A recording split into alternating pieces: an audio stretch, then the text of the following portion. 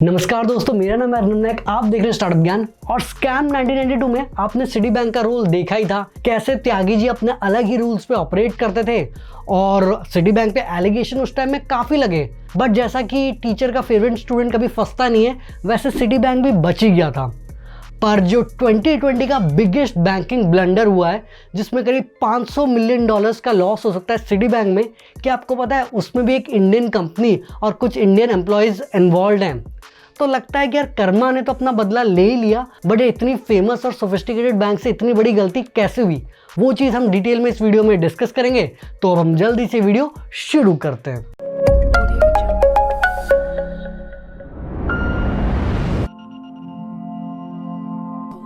कहानी की शुरुआत होती है 2016 में। तो रेवलॉन, जो कि एक अमेरिकन मल्टीनेशनल कॉस्मेटिक कंपनी है, उन्होंने अपने कॉम्पिटिटर एलिजाबेथ आर्डेन को $870 मिलियन में अक्वायर कर लिया।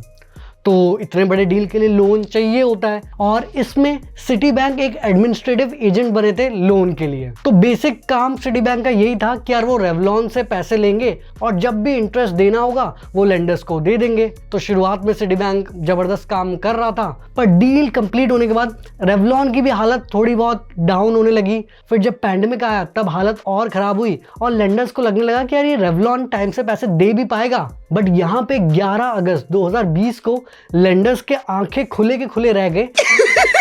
पैसा ही पैसा होगा। जब उन्होंने देखा कि जो सारे पैसे थे, मतलब करीब $900 मिलियन, ये प्रिंसिपल के साथ इंटरेस्ट ऐड करके एक ही बार में रेवलॉन ने उनको पे कर दिया सिटी बैंक के थ्रू। अब लेंडर्स को लगा कि भैया ये अचानक रेवलॉन के पास पैसे कहाँ से आ गए।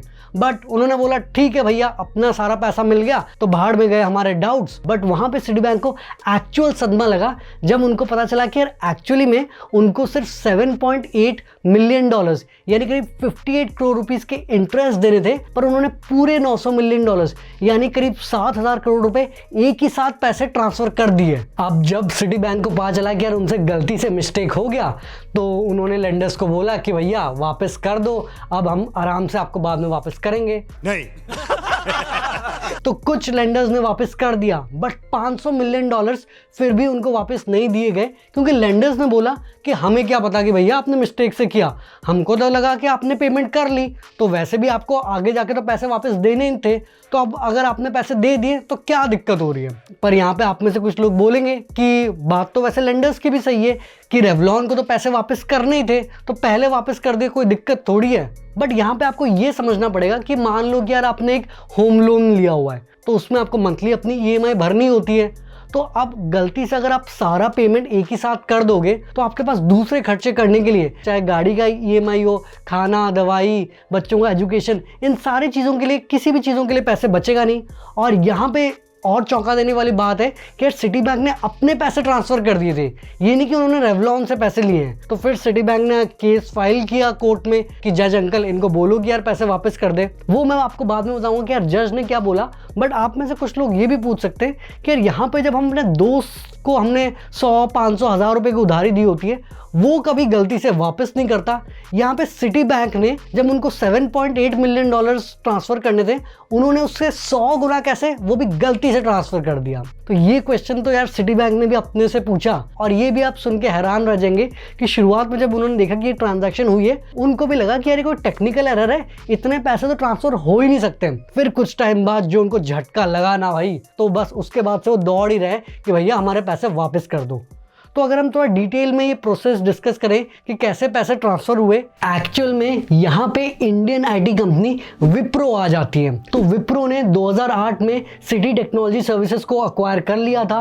2010 में उन्होंने सिटी बैंक का ऑपरेशन और मैनेजमेंट, जो सिटी का डेटा सेंटर है जर्मनी के मीरबुश में, वो भी अक्वायर कर लिया था। पर फिर भी यहाँ पे सारी गलती विप्रो की नहीं है। तो बेसिक प्रोसेस होता है कि यार इतने बड़े ट्रांजैक्शन के लिए आपको सिटी बैंक के 6i अप्रूवल प्रोसेस के थ्रू जाना होता है। तो जिसमें कि कोई भी इतने बड़े ट्रांजैक्शन होने से पहले एटलीस्ट 3 लोग उसको रिव्यू करते हैं। तो पहला आता है एक मेकर, जो कि सारा जो पेमेंट इंफॉर्मेशन है एक सॉफ्टवेयर फ्लेक्स क्यूब में एंटर करता है। तो ये एक विप्रो का एम्प्लॉय था। दूसरा आता है चेकर, जो कि इस ट्रांजैक्शन को रिव्यू और वेरीफाई करता है। ये भी एक विप्रो का एम्प्लॉय था। पर एंड में आता है अप्रूवर, जो कि एक सिटी बैंक का सीनियर मैनेजर होता है, जो कि चेकर और मेकर का काम देखता है और फाइनल अप्रूवल देके पैसे ट्रांसफर करता है। तो इसका मतलब इस ट्रांजैक्शन में इन तीनों से गलती हो गई। इतनी गलतियां तो यार हमने एक सेमेस्टर में इंजीनियरिंग में नहीं करी थी, जितना इन्होंने 900 मिलियन डॉलर्स के साथ कर लिया। अब तीनों ने जब गलती कर दी तो पेमेंट ट्रांसफ़र हो गई। तो न्यूयॉर्क के कोर्ट ने बोला कि भैया ये ट्रांजैक्शन से तो लगता नहीं कि आपने कोई गलती करी थी, और लेंडर्स को भी ये पता नहीं था कि आप पूरा पेमेंट भेज दोगे। तो जब आपने भेज दिया तो उन्होंने भी माना कि क्या पता आपने सही में सारे पैसे भेज दिए हों। पर अभी सिटी बैंक ने बोला है कि वो और हायर अथॉरिटीज़ को अप्रोच करेंगे। तो अभी ये जो 500 मिलियन है वो लेंडर्स के पास है, बट ये लेंडर्स यूज़ नहीं कर सकते, फ्रीज हुआ है। देखना पड़ेगा कि यार हायर अथॉरिटीज़ क्या डिसीजन लेती है, क्योंकि यार ये 500 मिलियन ना कोई छोटी मोटी अमाउंट नहीं है। वैसे सिटी बैंक का कहना है कि यार वो अपने सिस्टम्स और सॉफ्टवेयर अपग्रेड कर रही थी, और अपग्रेड होते होते बीच में ये उनको धक्का लग गया। आपको क्या लगता है कि क्या लेंडर्स को पैसे वापस करने चाहिए या नहीं? वैसे एक टाइम में त्यागी जैसे लोग होते थे जो कि सिस्टम का फ़ायदा उठाते थे। यहाँ पे कर्मा ने ऑलमोस्ट 20 साल बाद बैंक का ही फ़ायदा उठा लिया है। तो अपने ओपिनियंस कमेंट्स में ज़रूर शेयर करना। आई होप आपको ये वीडियो पसंद आई होगी, और अगर आपने इस वीडियो से कुछ सीखा, वीडियो को लाइक कर देना, शेयर करना और नीचे कमेंट करना कि वीडियो कैसी लगी। चैनल को भी पक्का से सब्सक्राइब कर लेना और घंटा भी दबा देना। आगे हम ऐसे ही स्टार्टअप, बिजनेस, मोटिवेशन और एंटरप्रेन्योरशिप रिलेटेड बातें करेंगे। तो जल्दी मिलते एक नई और जानकारीपूर्ण वीडियो के साथ।